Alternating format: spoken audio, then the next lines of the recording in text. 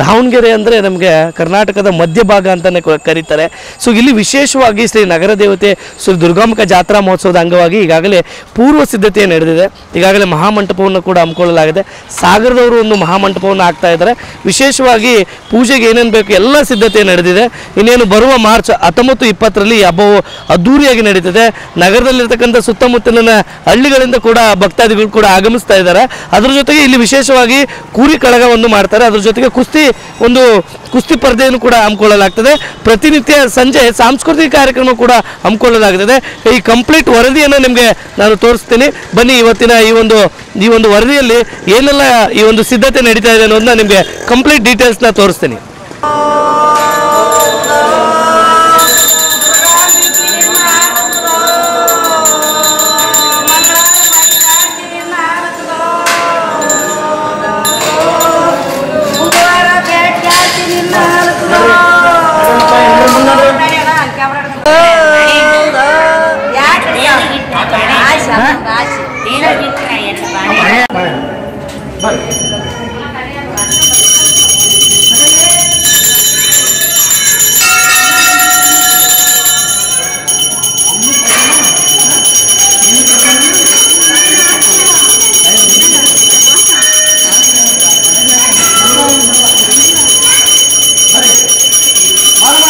ಮಧ್ಯ ಕರ್ನಾಟಕದ ದೊಡ್ಡ ಜಾತ್ರೆ ದುರ್ಗಮ್ಮನ ಹಬ್ಬಕ್ಕೆ ತಯಾರಿ. ನಗರದ ದುರ್ಗಾಂಬಿಕಾ ದೇವಸ್ಥಾನದಲ್ಲಿ ಸಕಲ ಸಿದ್ಧತೆ. ಮಧ್ಯ ಕರ್ನಾಟಕದ ದೊಡ್ಡ ಜಾತ್ರೆ ಎಂದೇ ಪ್ರಸಿದ್ಧಿ ಪಡೆದಿರುವ ದಾವಣಗೆರೆ ನಗರದ ದೇವತೆ ದುರ್ಗಮ್ಮನ ಜಾತ್ರೆಗೆ ದೇವಸ್ಥಾನ ಸಮಿತಿಯಿಂದ ಸಕಲ ಸಿದ್ಧತೆಗಳನ್ನು ಮಾಡಿಕೊಳ್ಳಲಾಗುತ್ತಿದೆ. ಜಾತ್ರೆಯ ಸಿದ್ಧತೆಗಳ ಕುರಿತು ದೇವಸ್ಥಾನದ ಧರ್ಮದರ್ಶಿ ಚನ್ನಬಸಪ್ಪ ಅವರು ಮಾಹಿತಿ ನೀಡಿದರು. ಮಾರ್ಚ್ 19, 20ರಂದು ಜಾತ್ರಾ ಮಹೋತ್ಸವ 3 ದಿನ ಅದ್ದೂರಿಯಾಗಿ ನಡೆಯಲಿದ್ದು, ಜಾತ್ರೆಯಲ್ಲಿ 3 ದಿನ ಕುರಿ ಕಾಳಗ, 3 ದಿನ ಕುಸ್ತಿ ಪಂದ್ಯಾವಳಿ, 15 ದಿನ ಸಾಂಸ್ಕೃತಿಕ ಕಾರ್ಯಕ್ರಮಗಳನ್ನು ದೇವಸ್ಥಾನದ ಸಮಿತಿಯಿಂದ ಹಮ್ಮಿಕೊಳ್ಳಲಾಗಿದೆ. ದುರ್ಗಮ್ಮನ ಜಾತ್ರೆಗೆ ಅಕ್ಕಪಕ್ಕದ ಜಿಲ್ಲೆಯ ಜನರು ತಮ್ಮ ನಂಟರಿಷ್ಟರ ಮನೆಗೆ ಲಗ್ಗೆ ಇಟ್ಟರೆ ದೇಶದ ನಾನಾ ರಾಜ್ಯಗಳಿಂದ ಭಕ್ತರು ದೇವಸ್ಥಾನಕ್ಕೆ ಭೇಟಿ ನೀಡಿ ಭಕ್ತಿಯನ್ನು ಸಮರ್ಪಿಸುತ್ತಾರೆ. ಜಾತ್ರೆಗೆ ದೇವಸ್ಥಾನದ ಮುಂಭಾಗ ನಿರ್ಮಿಸುವ ಮಂಟಪ ಬಹಳ ವಿಶೇಷತೆ ಪಡೆದುಕೊಳ್ಳುತ್ತದೆ. ಹಾಗಾಗಿ ವಿಶೇಷ ರೀತಿಯಲ್ಲಿ ದೇವಸ್ಥಾನ ಮುಂಭಾಗ ಸಾಗರದ ಕಲಾವಿದರಿಂದ ಮಂಟಪ ನಿರ್ಮಾಣ ಮಾಡಲಾಗುತ್ತಿದೆ. ಇನ್ನು ದೇವಸ್ಥಾನ ಡಬ್ಬಿಗಳಿಗೆ ದಾವಣಗೆರೆ ನಗರ ನಿವಾಸಿಗಳ ಪ್ರತಿ ಮನೆಗೆ ತೆರಳುತ್ತಿದ್ದು, ಜಾತ್ರೆಗೆ ಸುಮಾರು 1 ಕೋಟಿಗೂ ಅಧಿಕ ಖರ್ಚು ಬರಲಿದೆ ಎಂದು ಧರ್ಮದರ್ಶಿ ಗೌಡ್ರ ಚನ್ನಬಸಪ್ಪ ತಿಳಿಸಿದ್ದಾರೆ.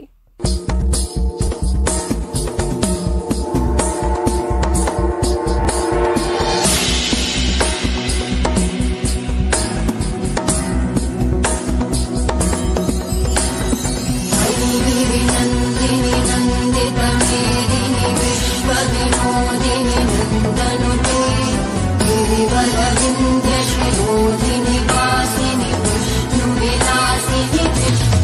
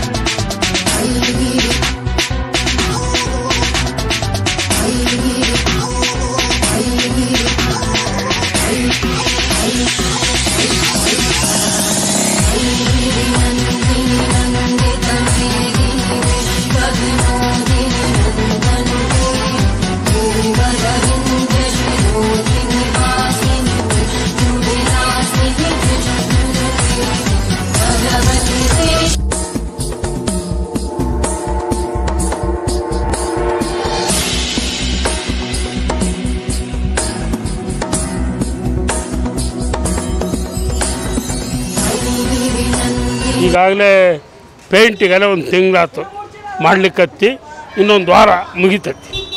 ಆಮೇಲೆ ಇದೇನು ಪೆಂಡಾಲು ಸಾಗರದವ್ರು ಮಾಡ್ತಾಯಿದ್ದಾರೆ ಯೋಗೀಶ್ ಅಂತ, ಸುಮಾರು 16 ಲಕ್ಷ ರೂಪಾಯಿ ವೆಚ್ಚದಲ್ಲಿ ಈ ಒಂದು ಪೆಂಡಾಲ್ ಆಗ್ತಾಯಿದೆ. ಅದೇ ರೀತಿಯಾಗಿ ಎಲ್ಲ ದೇವಸ್ಥಾನದ ಜಾತ್ರೆಯ ಕಾರ್ಯಕ್ರಮಗಳು ಪ್ರತಿಯೊಂದು ನಡೀತಾ ಇದೆ. ಈಗಾಗಲೇ ಶುಕ್ರವಾರದಿಂದನೇ ದಬ್ಬಿಗಡಿಗೆ ಪ್ರತಿಯೊಬ್ಬರ ಮನೆಗೂ ಹೋಗ್ತಾಯಿದೆ. ಅದೇ ರೀತಿಯಾಗಿ ಪಟ್ಟಿ ಎತ್ತಲಿಕ್ಕೆ ನಾವು ಮಂಗಳವಾರದಿಂದ ಪ್ರಾರಂಭ ಮಾಡ್ತೀವಿ. ಈ ಎಲ್ಲ ಕಾರ್ಯಕ್ರಮಗಳು ಎಲ್ಲವೂ ಸಿದ್ಧತೆಗಳು ನಡೀತಾ ಇದ್ದಾವೆ. ಇವತ್ತು ಕುಸ್ತಿ ಮೀಟಿಂಗ್ ಇದೆ, 3 ದಿನ ಕುಸ್ತಿ ನಡೀತಾವೆ. 20 ಲಕ್ಷ ರೂಪಾಯಿ ಬಡ್ಜೆಟ್ ತೆಗೆದವು. ಅದಕ್ಕೆ ಕುರಿ ಕಾಳಗ ನಡೀತಾ ಇದ್ದಾವೆ. ಕುರಿ ಕಾಳಗ 3 ದಿವಸ ನಡೀತೈತೆ, ಅದಕ್ಕೂ ಒಂದು 10-12 ಲಕ್ಷ ರೂಪಾಯಿ ಬಡ್ಜೆಟ್ ತೆಗೆದವು. ಅದೇ ರೀತಿಯಾಗಿ ಎಲ್ಲ ಕಾರ್ಯಕ್ರಮಗಳು ಸಸೂತ್ರವಾಗಿ ನಡೀತವೆ. ಇಲ್ಲಿ ಆ ವೇದಿಕೆಯಲ್ಲಿ ಸುಮಾರು 15 ದಿನಗಳ ಕಾಲ ಸಾಂಸ್ಕೃತಿಕ ಕಾರ್ಯಕ್ರಮಗಳು ಸುಪ್ರಸಿದ್ಧ ಕಲಾವಿದರುಗಳಿಂದ ಬೆಂಗಳೂರು, ಮೈಸೂರು, ಬೇರೆ ಬೇರೆ ಕಡೆಯಿಂದ, ತುಮಕೂರು ಎಲ್ಲ ಕಡೆಯಿಂದನೂ ಕಲಾವಿದರು ಬರ್ತಾರೆ. ಸುಮಾರು 1,25 ಲಕ್ಷ ರೂಪಾಯಿ ಅಂದಾಜು ವೆಚ್ಚ.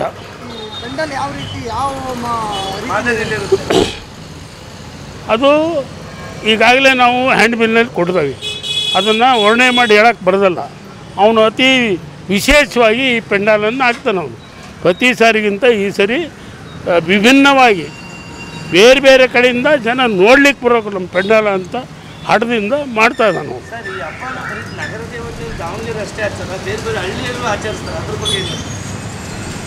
ಹಳ್ಳಿಯಲ್ಲಿ ಮಾಡ್ತಾರೋ ಅಥವಾ ಬಿಡ್ತಾರೋ ಗೊತ್ತಿಲ್ಲ. ಸುಮಾರು ತಲತಲಾಂತರದಿಂದ ಸುಮಾರು 30-35ನೇ ಸಾಲಿನಿಂದ ಈ ಒಂದು ಜಾತ್ರೆ ನಡ್ಕೊಂಡು ಬರ್ತಾಯಿದೆ.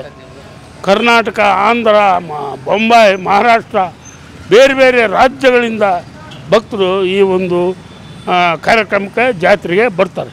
ಅವರು ಅನೇಕ ಬೇಡಿಕೆಗಳನ್ನ ಬೇಡ್ಕೊಂಡಿರ್ತಾರೆ, ಹರಕೆಗಳು. ಆ ಹರಕೆಗಳನ್ನೆಲ್ಲ ತೀರ್ಸೋಂಥ ಈ ತಾಯಿ ದುಗ್ಗವ್ವ ಎಲ್ಲರ ಒಂದು ಬೇಡಿಕೆಗಳನ್ನು, ಹರಕೆಗಳನ್ನು, ಅವ್ರು ಬೇಡಿಕೆ ಇಡೋಂಥ ಎಲ್ಲ ಕೆಲಸ ಕಾರ್ಯಗಳನ್ನು ಮಾಡ್ಕೊಂಡು ಬರ್ತಾ ಇದ್ದಾರೆ. ಮಾಡ್ಕೊಂಡು ಬರೋದ್ರಿಂದ ಭಕ್ತರಲ್ಲಿ ಆ ಒಂದು ಭಕ್ತಿಯ ಭಾವ ಜಾಸ್ತಿಯಾಗಿ ಭಕ್ತರ ಸಂಖ್ಯೆನೂ ಲಕ್ಷಗಟ್ಟಲೆ ಆಗೈತೆ. ಹಾಂ,